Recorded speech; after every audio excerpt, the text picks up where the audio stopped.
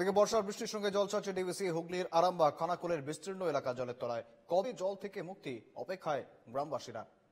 দেখতে পাচ্ছেন সেই মুহূর্তের ছবি, বিভিন্ন জায়গার ছবি আমরা তুলে ধরেছি। রীতিমতো কোমর সমান জল পেরিয়ে যাতায়াত করছেন সাধারণ মানুষ। খানাকুলের ছবি আপনাদের সামনে রেখেছি। একদিকে বৃষ্টির জল, অন্যদিকে লাগাতার জল ছাড়ছে ডিভিসি। আজকেও প্রায় 60,000 কিউসেক জল ছাড়া হয়েছে ডিভিসি থেকে। সব মিলিয়ে যে বন্যা পরিস্থিতি রয়েছে, জানবো সার্বিকভাবে কি রয়েছে বর্তমান ছবি। আমার সঙ্গে রয়েছেন প্রতিনিধি তুহিন পাত্র। তুহিন, বর্তমানে খানাকুলের যে বন্যা পরিস্থিতি, সেই জলযন্ত্রণা, দুর্ভোগ, সাধারণ মানুষের দুর্ভোগ, সব মিলিয়ে কি ছবি দেখতে পাচ্ছ তুহিন? একদম যে পরিস্থিতি এই মুহূর্তে আমরা রয়েছি খানাকুলের কামদেবপুর গ্রামে, খানাকুল 2 গ্রাম পঞ্চায়েতের। এখানে বিস্তীর্ণ এলাকা সম্পূর্ণ জলমগ্ন এবং একতলা বাড়িতেও জল ঢুকে গেছে। পাশাপাশি যে স্কুল রয়েছে, প্রাইমারি স্কুল, গ্রামের একমাত্র প্রাইমারি স্কুল, সেখানেও কিন্তু জলমগ্ন অবস্থা এবং পরিস্থিতি এতটাই ধীরে ধীরে খারাপ হচ্ছে যে এখানকার মানুষ বলতে চাইছে যে আগে যে রকম বন্যা হয়েছিল সেই বন্যারা তাদের আশঙ্কা করছে। এবং আমার পিছনেতেই যে গ্রামের রাস্তা, সেই গ্রামের রাস্তা কিন্তু সম্পূর্ণ জলে ডুবে রয়েছে। আর এই জল পেরিয়েই বলা যায় যে দুর্ভোগে পড়ছে এখানকার মানুষ। এবং এখানে পাশাপাশি যারা লোকজন দাঁড়িয়ে রয়েছে এবং এই পথ দিয়ে জল পেরিয়ে যারা যাতায়াত করছে তাদের সাথে কথা বলবো যে এখানে পরিস্থিতি কি রকম ভাবে এরা জীবনযাপন করছে। এই যে দুর্ভোগ, এই দুর্ভোগ কতদিন চলছে, কিভাবে আছেন? দুর্ভোগ দেখুন, এখন 10 দিন ধরে হচ্ছে। এরপরে আগে থাকতেন বৃষ্টি হচ্ছে, আর 1.5 মাস 2 মাস ধরে বৃষ্টি হচ্ছে। তো বৃষ্টি হতেই পারে, সেটা তো রদ করা যাবে না। রাস্তাঘাট ক্লিয়ার নেই, জল জমে যাচ্ছে। তো মানুষের দুর্ভোগ হচ্ছে, গাড়ি নিয়ে যেতে পারছে না, হেঁটে হেঁটে যেতে হচ্ছে।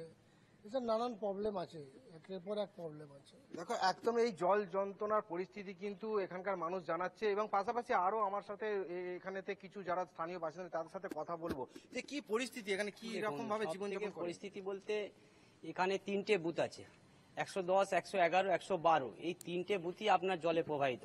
1 মাস ধরে আজ আমরা জলে ভুগছি। যারা খেটে খাওয়া মানুষ, এই রোজ দিন আনে যারা, তারা কিছুই করতে পারছে না। প্লাস হচ্ছে যেমন যাদের মাঠের দিকে বাড়ি একটু আছে, তারা জলে পুরো বাড়ি ডুবে গেছে। ছাদে তারা আছে, বসবাস করছে, কিন্তু তারা খুব ভয় আকাঙ্ক্ষিত, মানে ভয়ের জন্য ভয়ে করে বাস করছে আর কি। যে কখন হয়তো জল বেড়ে যাবে, ছাদটাও ডুবে যাবে, তখন তারা নিরাশ হয় না। কোনো মানে পারাপারের ব্যবস্থা না, কিছু নাই। এরকম ভাবে দীর্ঘদিন হতে থাকে।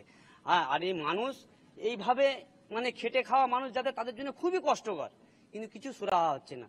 প্লাস সব থেকে বড় কথা হচ্ছে জল নিকাশির কোনো ব্যবস্থা নেই। যে জল নিকাশির ব্যবস্থা করে তাহলে এই জল আর বন্যার জল অন্তত আসলেও একদিন হয়তো থাকলে তার পরের দিন বেরিয়ে যায়। ডিবিসি তো জল ছাড়ছে, ডিবিসি জল ছাড়ছে, ভয়ে আক্রান্তরা আছি যে কখন হয়তো জল ছেড়ে দিবে, নদীর বাঁধ ভেঙে যে সব ডুবে যাবে। মানুষ অনেক ক্ষয়ক্ষতি হচ্ছে। যেমন গেল বছর মানুষের অনেক ক্ষয়ক্ষতি হয়েছে।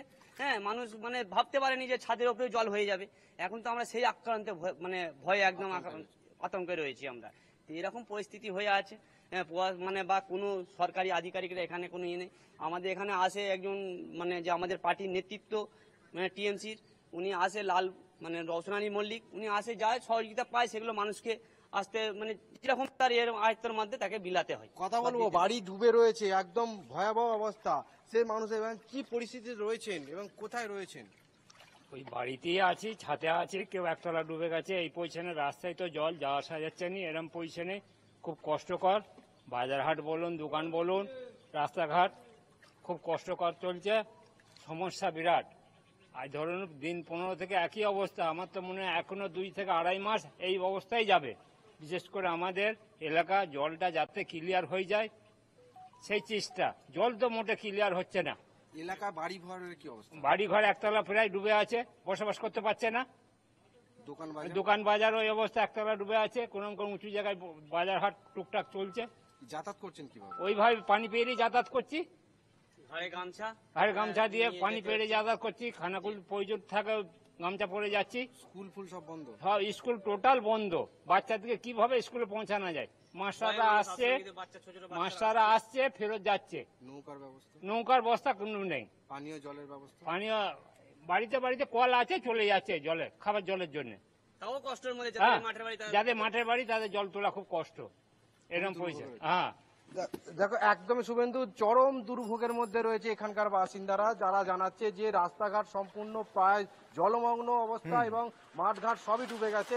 এক জায়গা থেকে অন্য জায়গায় যাতায়াতের কোনো উপায় নেই এবং সরকারি যে ব্যবস্থা সেটাও তারা সঠিকভাবে পাচ্ছে না বলে এমনটাই অভিযোগ করছে। শুভেন্দু, একেবারে ধন্যবাদ তুহিন।